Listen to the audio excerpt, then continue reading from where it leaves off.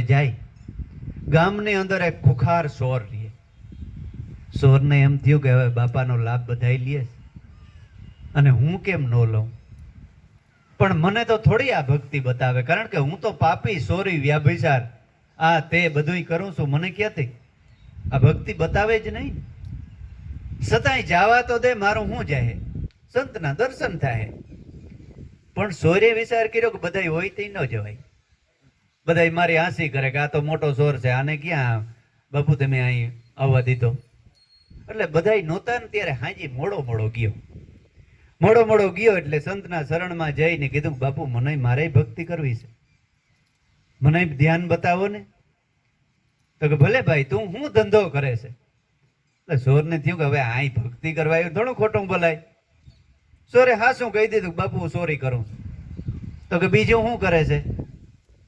તો કે બીજું જુગારે રમું છું. તો કે બીજું શું કરે છે. તો કે બીજું દારૂ પીઉં છું. ત્રીજું શું કરે છે. તો કે ખોટું બોલું છું. હવે કઈ. તો કે બસ આ 500 લક્ષણો અપલક્ષણ મારામાં છે. તો કે ભાઈ એટલા બધા લક્ષણ તારામાં છે. તો કે હા.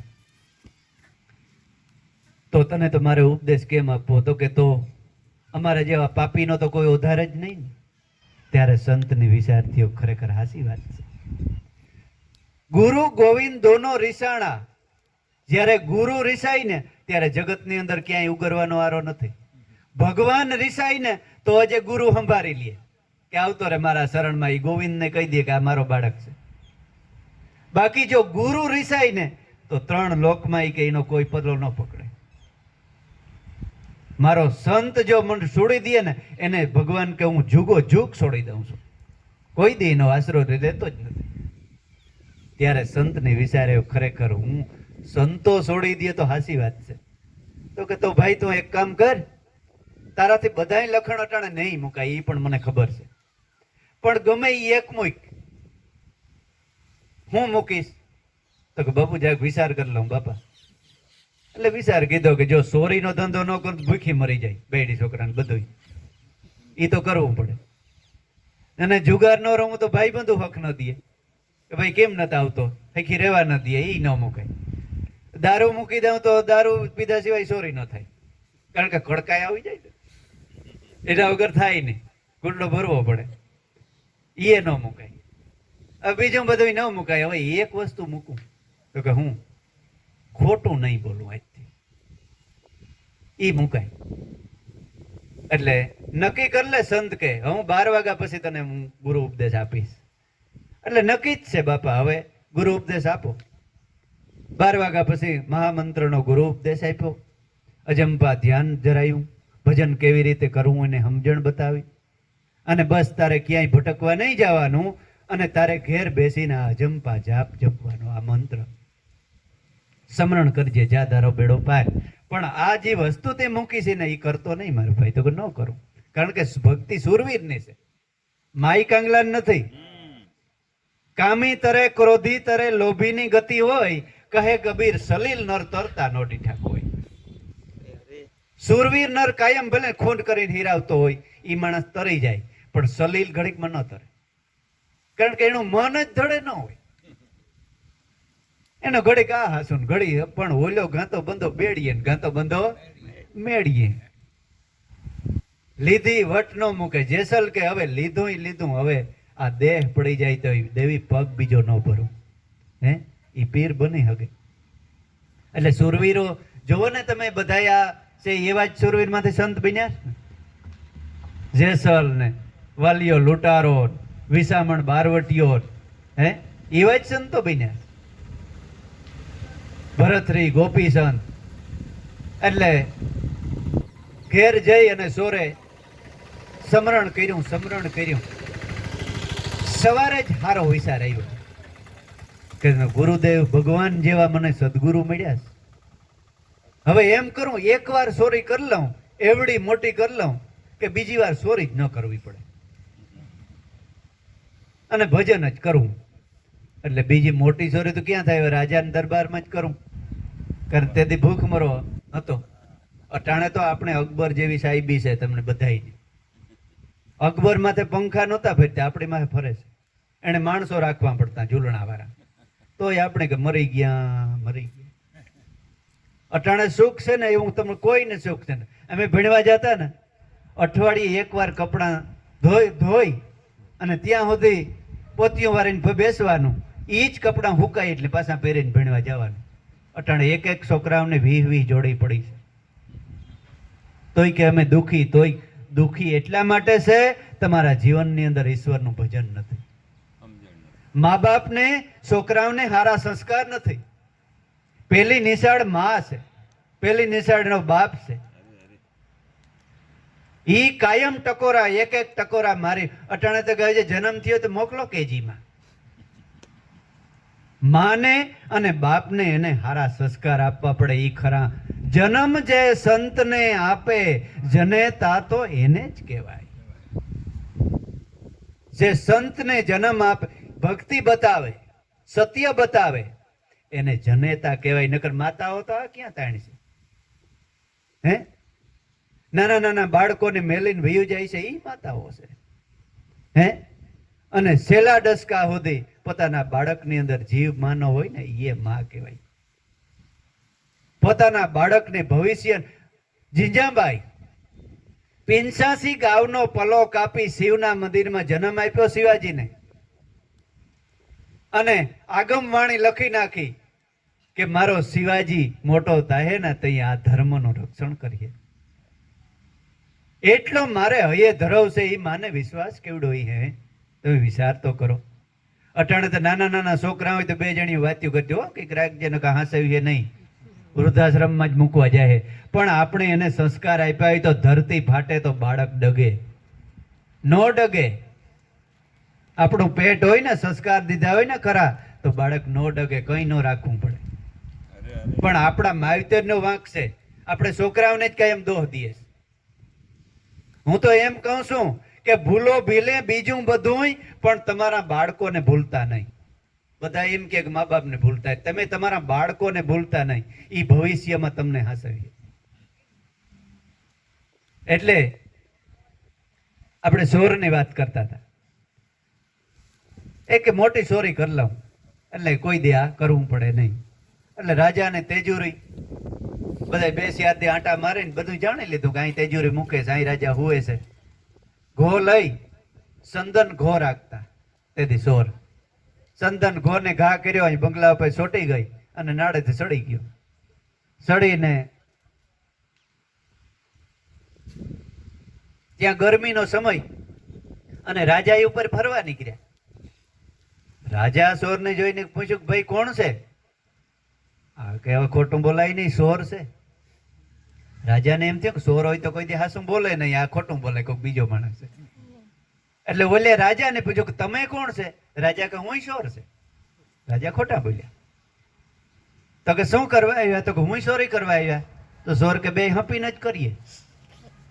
એટલે તેજુરી હાલ તોડીએ, આ બાજુમાં રૂમમાં જ પડીશ. તો કે અમારો આગળ તેજુરી તોડી નાખી, આજુ સાવી લેતો આવું. ગોતી કે ભાઈ તોડવાની જરૂર નથી, સાવીનો જુડો જડી ગયો. મને જડી ગયો? તો કે હા, સાવીનો જુડો જડી ગયો. ખોલી બધી જેટલું હતું એટલું લઈ લીધું. એમાં એક ખાનામાં હવા લાખના 3 હીરા પડેલા. એટલે ઓલો ચોર કહે કે મારા કરી કોઈ? તો કા? તો કે આ 3 હીરા છે, જો શિયાર હોત ને તો 2 ના 2 આવે. હવે આ 3 નું શું કરવું? એટલે રાજાએ કીધું કે આપણે ઘણું મળ્યું, હવે આ 3 ભલે ને રાજા માટે રહ્યા. તો કે ના ના, હવે ચોરી કરવી તો પૂરી જ કરવી. ઓલો કે તો એક કામ કરીએ, આપણે 2 લઈ લઈએ, એક ભલે રાજા માટે હોય, 2 નો એક થઈ જાય. એટલે 2 હીરા લઈ લીધા ને એક પડ્યો રહેવા દીધો. હવે રાજાએ કીધું કે ભાઈ ચોરી થઈ છે. અને પછી કીધું કે ભાઈ તારું સરનામું તો દે. રાજા કે તો કે હું ફલાણી જગ્યાએ રહું છું ને આ મારું સરનામું કામ પડે તો એ કહેજે. રાજાને કે તમારું સરનામું? રાજા એને ખોટું સરનામું આપ્યું. એટલે 2 કરાર કરીને હવારે ઓલો વયો ગયો એને ઘેર ને રાજા પાસે હોઈ ગયો. ને હવારે બધે સતો થયો ને ભાઈ દરબારગઢમાં ચોરી થઈ, તમે ચોરને પકડો. 4-5 દી થયા પણ ચોર જડ્યો નહીં. એટલે રાજાએ કીધું કે આ સરનામા ઉપર તમે જાઓ. કદાચ તમને સોર મળી જાય, કારણ કે ઓલું પાકું જ સરનામું હતું. એ સરનામ પર ગયો એટલે સોર જડ્યો, સોરને હાજર કર્યો કે ભાઈ તે સોરી કીધી? તો કે હા બાપુ મેં સોરી કીધી, કારણ કે ખોટું બોલવાનું ને. હા મેં સોરી કીધી. તો કે કેટલું સોર્યું? પેલા દીવાનને બોલાયો હતો કે દીવાનને કીધું કે તમે તેજુરીમાં જોઈ આવો કઈ છે કે નથી. અરે દીવાન તેજુરીમાં બધી ખાલી, પણ એક હીરો પીડ્યો હતો. દીવાનને એમ કે રાજાને ખબર નહીં હોય, દીવાન હીરો લઈને પોતાના ખિસ્સામાં નાખી લીધો ને પછી પાછો આવ્યો. દીવાનને પૂછ્યું કે ભાઈ કઈ છે? તો કે કઈ નથી, તેજુરી હાવ ખાલી.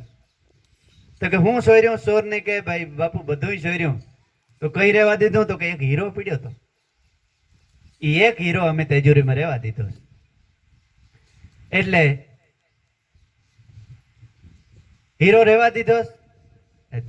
દીવાનને કે ભાઈ આ ભાઈ તો કહે કે હીરો પીડ્યો હતો, બીજું કોઈ ગયું ને, કારણ કે રાજા ભેગો હતો, નકર તો માં કઈ નહીં. એટલે દીવાનને કે એ હીરો તમે લીધો ને ખિસ્સામાંથી કાઢો. એટલે દીવાની ખિસ્સામાંથી પૂંઠો પડે ને હેઠું જોઈને કાઢીને આપ્યો. રાજાએ કહ્યું કે આ દીવાનને હું સસ્પેન્ડ કરું છું, અને આ હાસો બોલો માણા મને દુનિયામાં નહીં જડે, આ હું દીવાન પદે થાપું છું. હે રાજગાદી શા માટે મળી? એક ગુણ લીધો સંતનો.